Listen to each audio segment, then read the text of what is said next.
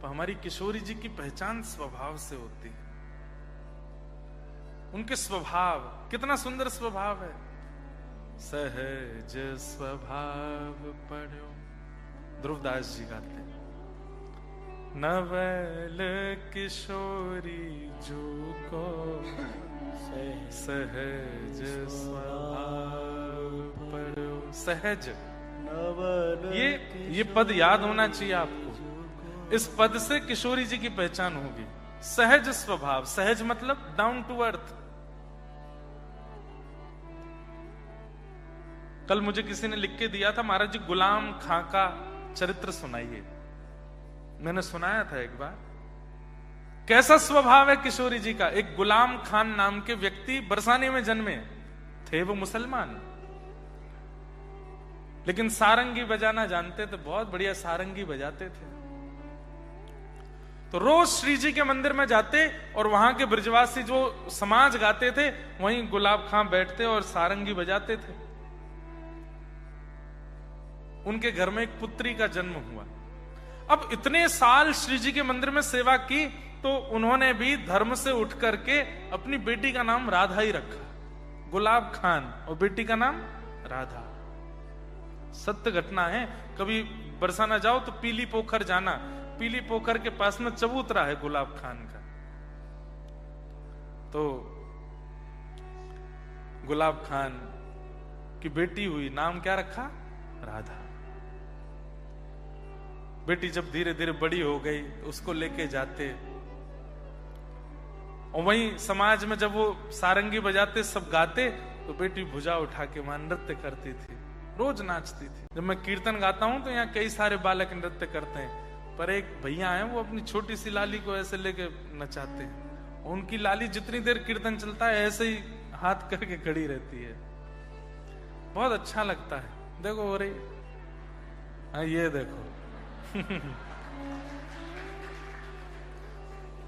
इसको जब जब उठाते हैं, इसको पता है कि मुझे ताली बजानी है, हाथ ऐसे करना है। देखो पेसिफायर पी रही हैं, कथा सुन रही हैं। लालियां जिनके यहां होती है ना, बहुत सौभाग्यशाली। तो गुलाब खान के लाली हुई और नाम रखा राधा। तो छोटी सी लाली को लेके जाते थे मंदिर में, श्री जी के मंदिर में सारंगी बजाते, वो नाचती, और उसको देख करके सब गुसाई जन हमारे बरसाने के सब कहते, अरे गुलाब तू रोज लाए कल लाली, देख ऐसी ठुमक ठुमक करके नृत्य करे पूरे मंदिर में, कैसी बढ़िया लगे।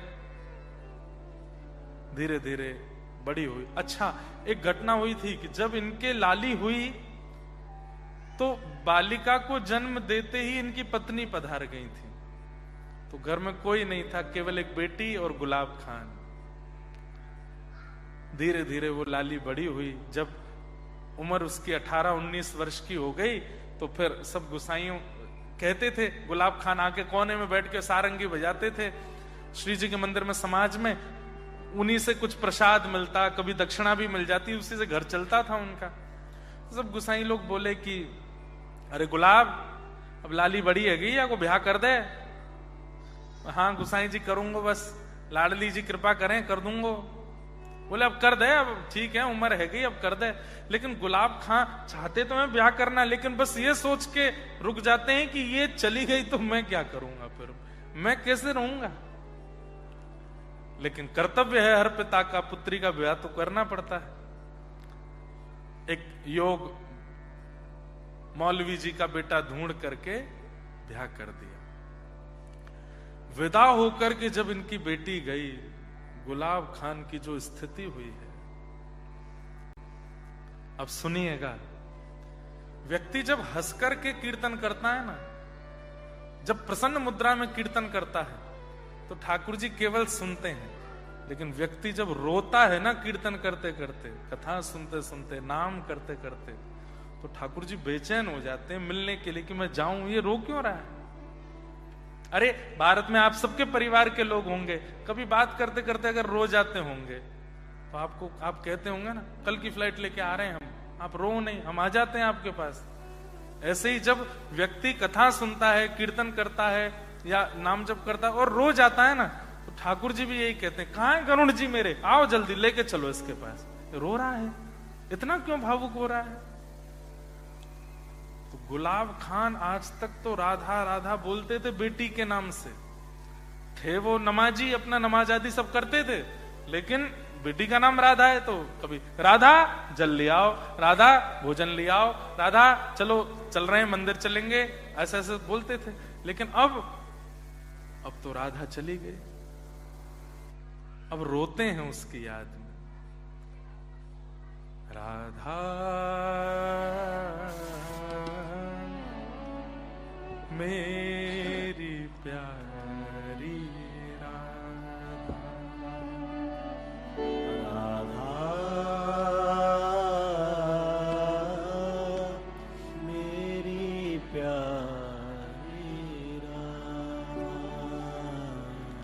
और जब रो करके बुलाते हैं,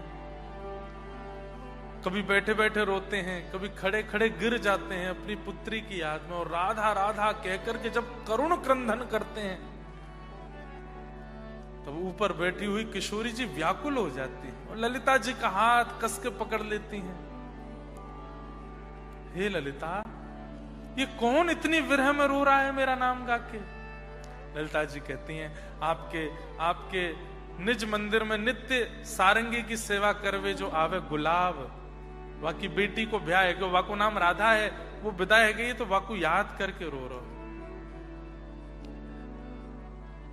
किशोरी जी बोली, क्या ये विरह उसकी बेटी को पता चल रहा है?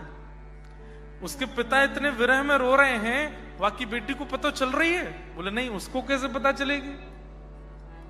किशोरी जी बोली, मुंह तो सहन नहीं है रोए। ललिता, मैं जाऊं या के पास?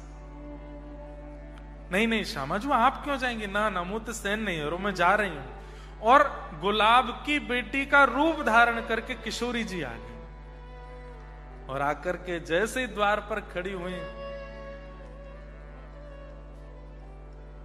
अपनी पुत्री को देख करके दौड़ करके गुलाब ने हृदय से लगा लिया। अरे वो तो साक्षात स्वामिनी जी आई हैं, किशोरी जी आई हैं।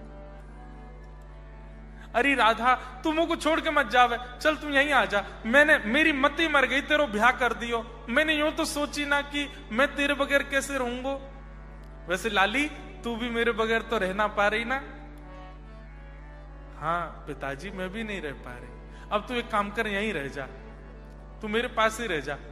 मैं तेरे ससुराल में जाके कह दूंगा कि मोह ना करनो ब्याह, मेरी लाली तो मेरे पास रहेगी।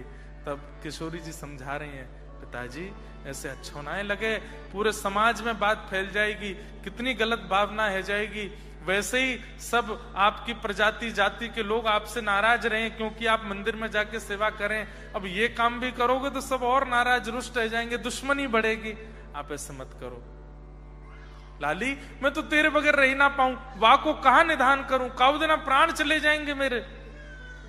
तो श्री किशोरी जी बोली, पिताजी मैं आपको वचन देके जा रही हूं, जब थोड़ी थोड़ी याद आवे तब तो मैं एक सहेली हूं, लेकिन जब बहुत जोर की याद आवे ना तो भुजा उठा करके मेरा नाम बोलियो, राधा राधा राधा, मैं तुरंत आ जाऊंगी आपके पास। और ऐसा कहकर के किशोरी जी वहां से चली गई। अब गुलाब खान को जब थोड़ी बहुत याद आती तब तो सह लेते, लेकिन जब बहुत तीव्र याद आती, कभी अर्धरात्रि में आती, कभी दोपहर में आ जाती, तो बुलाते भुजा उठा करके, अरे लाली राधा, मुझको बहुत जोर से याद आ रही है, तू जल्दी आ जा। किशोरी जी मंदिर से दौड़ करके आती उनके पास, बुला रहे। इसलिए ध्रुवदास जी कह रहे हैं, सहज स्वभाव। इतना सहज कौन होता है, इतना सरल कौन होता है? सहज स्वभाव पर नवल किशोरी जो को, सहज स्वभाव पर नवल किशोरी जो को,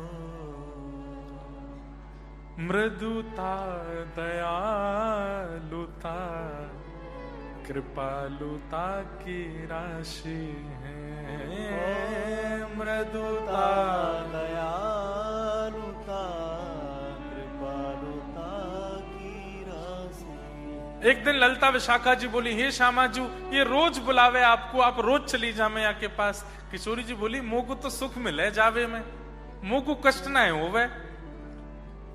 हे श्यामाजू हमको तो पीड़ा हुए, आप बीच में चली जामे और यहाँ रास की भूमिका रहवे, कभी निकुंज में बैठे हैं कभी कुंज में, श्री श्याम सुंदर आए हो में, और तभी ये गुलाब बुलावे आप दौड़ के चली जामे। अब यहाँ को निधान करो, ऐसे रोज रोज नहीं जाओगी। तब किशोरी जी बोली, ठीक है। आज जब गुलाब ने बुलाया तो किशोरी जी गई और जाकर के बोली, पिताजी दिन हो गए आपने सारंगी नहीं बजाई, अपने एक सारंगी बजाओ, मैं नृत्य करूंगी। अर्धरात्रि का समय। तुरंत गुलाब खां सारंगी लेकर के आए, बजाने लगे और छोटी सी उस आंगन में किशोरी जी ही राधा का रूप धारण करके, मतलब उनकी पुत्री का रूप धारण करके नृत्य कर रही हैं और श्री गुलाब खां सारंगी बजा रहे हैं। आज इतने दिनों बाद गुलाब खां जी ने फिर से सारंगी बजाई और श्री राधा उनकी पुत्री के रूप में किशोरी जी नृत्य कर रही हैं।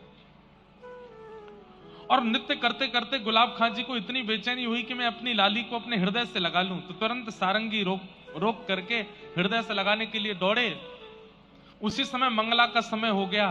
किशोरी जी के महल वृषभानु नंदिनी श्री बरसाने में मंगला का समय था, तो किशोरी जी नृत्य करते करते मंदिर की ओर दौड़ी।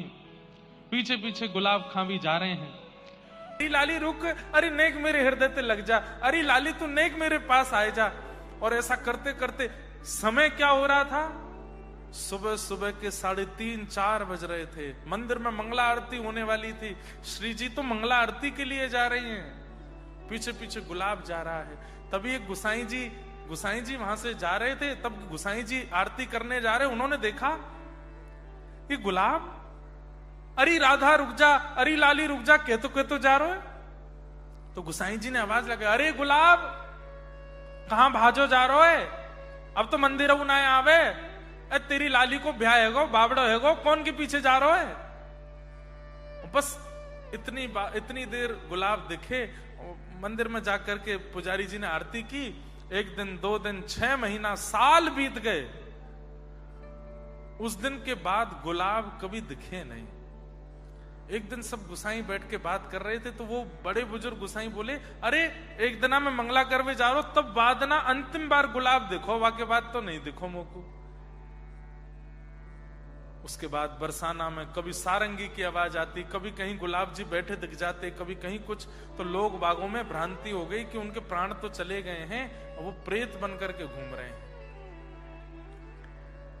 एक दिन गुसाई जी रात्रि में श्री जी की शयन करके वापस अपनी घर की ओर जा रहे थे, तो जैसे ही वन में होके निकले, तब गुलाब खान ने आवाज लगाई, गुसाई जी। गुसाई जी ने पीछे देखी, कौन बोल रहा हो भैया, दूर दूर तक कोई दिखाई ना दे रहा, कौन है। तो गुलाब सामने आए, अरे गुलाब तू तो भैया मर गयो, हमने सुनी तेरे प्राण निकल गए, तेरा शरीर तो मिलो नहीं, और तू कहीं भूत तो ना बन गयो। दारी के हनुमान चालीसा बोल देंगे, भग जाए आते, भूत बन के आयो है। तो गुलाब बोले, जय जय, मैं प्रेत नहीं बना हूं, लेकिन हां मैं शरीर भी नहीं हूं। बोले तो कहा कह रहे हो भैया। बोले अरे मेरी लाली की विदाई भई, वाके बाद राधा राधा कह करके इतनो रोयो कि श्री जी मेरी लाली बनकर के रोज घर पे आयो करते। ललिता विशाखा जी को कष्ट भयो कि निकुंज छोड़ करके श्री जी रोज रोज जामे, ऐसा करो या गुलाब को ही निकुंज में ले आओ। एक दिन सारंगी सुनते सुनते श्री जी ने नृत्य कियो, आगे आगे श्री जी दौड़ी, पीछे पीछे मैं दौड़ो। यही बरसाने की कुंज गलीन में दौड़ते दौड़ते कब निकुंज में मैं पहुंच गया, मुझको पता नहीं चली। अब मैं निकुंज में निवास करूं और वहीं श्री जी और प्रिया प्रियतम को सारंगी सुनाऊं। आपको केवल बतावे आया हूं, ये भ्रांति जो फैल रही है कि मैं प्रेत बन गया, प्रेत नहीं बना हूं, मैं सशरीर निकुंज में श्री प्रिया प्रियतम की सारंगी की सेवा कर रहा हूं। और इतना कहकर के गुलाब दिखने बंद हो गए। दूसरे दिन वो गुसाई जी तो रात भर वहीं बैठे रहे। कैसी कृपा, हे राधे श्री राधे। इसलिए गुलाब खां का समाधि नहीं है, उनका चबूतरा है, क्योंकि उनका शरीर नहीं मिला, वो तो शरीर गए श्री जी की सेवा। अब सोचिए, कोई अपने पुत्री के नाम से श्री जी को प्राप्त कर सकता है, कितनी सहजता है। सहज स्वभाव पड़ नवल किशोरी जो को, सहज स्वभाव पर्यो नवल किशोरी जो को, मृदुता दयालुता कृपालुता की राशि है। मृदुता दयालुता कृपालुता की राशि है। ने कहूँ नरस कभी भूले हूँ न होत सखी, मैं कहूँ नरस कभी भूल होत सखी, रहत प्रसन्न सदा ये मुख हासी है। रहत प्रसन्न सदा ये मुख हासी। अरे ललता विशाखा सखियां तो कहती हैं कि हमारी श्री जी जब निकुंज में जाए में ना, तो ऐसो स्वभाव है हमारी प्रिया जी को कि चरणन के आगे आवे वारी चेंटा चेंटी भी मानव को आते देख भाग जाएं कि हम कहीं दब नहीं जाएं, लेकिन जब श्री जी चले ना तो चेंटा चेंटी लाइन लगा के खड़े रह जाएं कि अरे श्री जी आ रही हैं, इनके चरण पड़ जाएंगे। क्यों? क्योंकि इतने कोमल चरण है कि चरण धर भी देंगी तो ना मरेंगे हम। ऐसी हैं हमारी प्रिया जी। ऐसी सुकुमारी प्यारी लाल जी की प्राण प्यारी, ऐसी सुकुमारी प्यारी लाल जू की प्राण प्यारी। धन्य धन्य धन्य ते ही जिनके उपासी हैं, धन्य धन्य धन्य ते ही जिनके उपासी है। हित ध्रुव और सुख जहां लग देखियत, हित ध्रुव और सुख सुनियत सदा, हाँ सुनियत जहां लगे सब सुख पासी है। सुनियत जहां जहां